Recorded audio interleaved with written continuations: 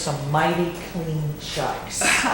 Yeah, these are probably like the fourth or fifth pair that I've had Oh, yeah? in the past 3 years. I love them, but they don't have enough support. They make my feet They're crazy. such a pain. I try to wear them like when I'm hosting for Radio Disney things, but I can't stand in them long enough. Like, I know. they're annoying. I'm with you. Who was the first person that you had a crush on that didn't have a crush on you? My fifth grade teacher. Everybody's in the fifth grade. My fifth grade teacher, Miss Wallen. She was. You're the teacher. Oh yeah. Oh. Yeah. She was a student. She had just graduated from college. She went to William and Mary. My parents went to U of R, so I would tease her about that because there's a huge rivalry between the two of them. And so, yeah, I had a huge crush on Miss Wallen. Well, then it's obvious that she didn't have a crush on you. Well, no. Yeah. That would have been wrong. But I love that. no, but yeah. Have you ever been in a relationship in which you were the first person to say I love you and then decided it wasn't the right time?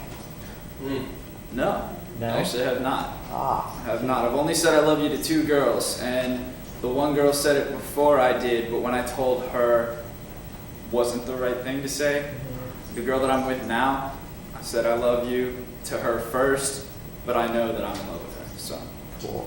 And she said it back to you. Yes, she has. How long have you been dating? It'll be 9 months next week. Wow, that's a long time. It's the longest of my life. Why is it going on so long? Because I think I've just found what I've been looking for. I've gone through so many like horrible girls that just use me because I'm the type of guy that is very wanting to please, and so I care about them a little too much and start to forget that they might be trampling on me.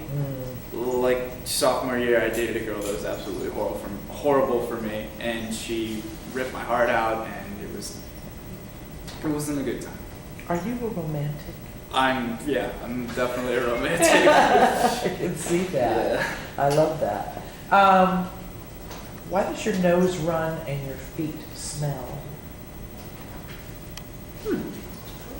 I love those types of things. I always ask like, why do you drive in a parkway and park in a driveway? But like, I honestly can't tell you. It's okay. It's not your problem. I'm glad you're so concerned that you don't have to worry about it. Should the sins of one generation be paid for by the next generation? That's a tough one. I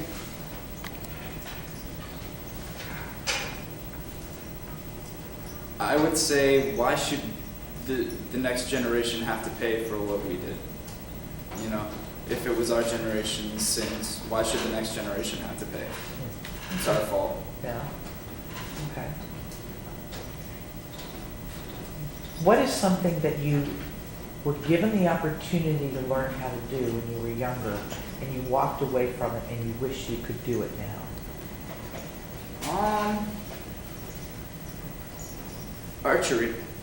Archery? Yeah, I was in Boy Scouts. Raise your hand if you thought he was going to say archery. That's so interesting. Why archery? I was in Boy Scouts, and we went to this jamboree thing, and that's like a huge It's like VTA for Boy Scouts. Okay. Like, everybody gets together, and it's in Fort A.P. Hill in Virginia and everything. It was really fun, and I fell in love with it, but at the same time, my mom was like worried about me shooting bows and arrows and things, and she thought that was like really dangerous. And my mom's always been a little bit of a worrywart, so I guess I grabbed onto her energy and was like, oh no, this is dangerous for me. I can't do it. Like actually earlier this year, I shot a gun for the first time. And it was like, whoa, I can't believe I just did that. I can never do this again. So, Mom has built in a fear there. Yeah, she has. I know. How do people underestimate you?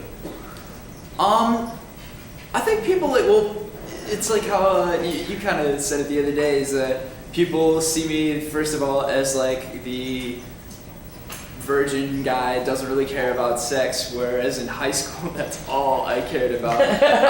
My high school Did I say that to you? You did. I don't remember saying that. No, it's fine, but you did. Well, you have a conservative look about you. Well, I come from a very conservative background, so that can be Easy to understood. see, yeah. Who is your favorite actor and why? He used to be my least favorite, but now he is my favorite. Leonardo DiCaprio. Ah, Yes. I hated him in the Titanic, and I hated him in William Shakespeare's Romeo and Juliet. I was like, oh my god, this guy's bullshit. Why is he on TV? This is crap. And then I saw Catch Me If You Can, and it completely changed my view of him. the And I was projects that he's doing Oh too, yeah. God, he gets to work with the best directors too, Yeah. and it's just the actors that are around him too. I think my favorite role is definitely Danny Archer in Blood Diamond. Mm-hmm. He does fantastic work on that. I'm gonna have to say mine, that would be mine too. Yeah, he's incredible in that. And he has a depth in that that I was not expecting. Yeah. When have you been in the most trouble? When my parents found my bowl, cause I used to be kind of a pothead. Yeah. A lot of people wouldn't really know that if you just met me, but yeah, I love the ganja. I don't do it anymore though. How did they find it? Oh my god, yes, it was so bad. My dad was cleaning out my drawer Why? because he was looking for something that he thought he was looking for VCU papers for financial aid, and I kept them in that drawer stupidly. And he went in there, and I was like, "No, Dad, wait!" And he was like, "What's that smell?" And then he pulled it out, and he's like, "What is this?" And I was like, "I'm holding it for a friend." Did you have that questioning sound? Oh yeah, I definitely did. There's no horrible at lying. Like to my parents, they know it a mile away. Yeah. Like so basically I've just learned, just come up with it and so just come out right with it and I'm like, so I'm gonna go to a friend's house. I might get drunk, Yeah. I might smoke some pot. If not, I mean if I come home and I'm a little bit tipsy, that's why, or I'm a little acting weird because I live at home with them. So they know everything that goes on in my life practically. Yeah, that's tough. Oh god, yeah. Especially when you got a girlfriend and you're sexually active. But you're saving money. Yeah, You better be. well, I am because I've got money to go to LA and to go to New York. But I'm really bad about going to Target and going to Walmart and Movie Stop and finding those movies for like $3 or $4 or $5. I've got quite a plethora of movies now that I didn't have until I learned about these cheap prices. And 5 extra points for using the word plethora. I'm impressed with that. That's great. That's cool. What is one thing that if you could go back and start school again here at VCU, what's one thing you would go back and change? Is there any? I would have started working out at the gym freshman year and like actually sticking to it because I went one day and I was like, oh, I can't do this. This is ridiculous. And it got to me. I gained like 20 pounds I think freshman year. So yeah. To get that in. Are you doing it now? Mm-hmm. Yeah. I am now. Good. Yeah, I'm actually most of the time I'm going with Augustine. Actually, we go to the gym together. So, yeah. Cool. You're so cute.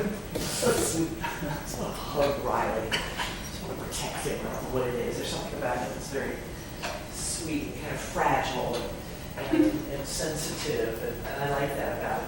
But then I see him on a farm. He's a farm boy. Well, I don't know. I know. Yeah. And he has kind of a rural feel at certain times.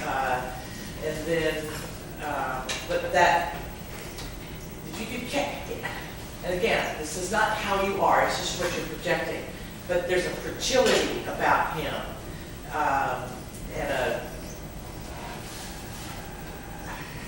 what am I saying? Huh?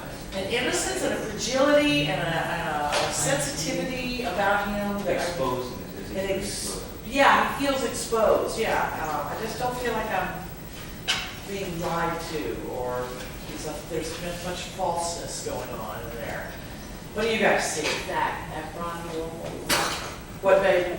Zac Efron role. Yeah. I just see him as being, yeah, I see Especially him when as he being the smiles. jock who lies about, like he's the jock, but he Opposite to has, everything I said. but he has that inner side, like that romantic side. He's the one who like, no, I didn't write that, but you can clearly tell that he sucks at lying.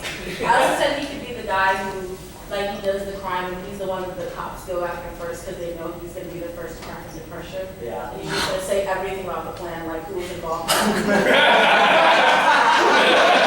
so scared. The world's suckiest spy. Doesn't have a good bone in it for it. Who else? That's very funny. I see like hard on. Listen to these descriptive guys. Here's your monologues. Here's your stories. You can find. I Yeah. see like hard on your sleeve kind of guy. I'd love to watch him get pissed off in a humorous situation. Yeah, that would be fun. Like this stretch. I feel like there's some kind of like a naivety about you. They're like, it seems like we could like persuade you, like you would be the friend that like we could persuade to go into a candy store and like steal something. Yeah. Or, like, you know what I mean? We're like, go in, you going first. Come on, bro, we be standing right here. Come on, man. And then, Funny story, that actually happened one time. Yeah. He's it already did. done research on that. Great. Who I else? put him as the drunk Irish wise guy. Like any kind of European football movie. Like you'd just be yelling at the players and stuff like that. Or you'd be one of the players, getting pissed at the other team. I also put you as a French, have you ever seen the movie Quills? An insane asylum inmate who escaped. Also unrelated, you are like Duck in that. Mark Moses, that kind of character. Cool. Great. Did you have fun? Yeah. Good. Thank you so much.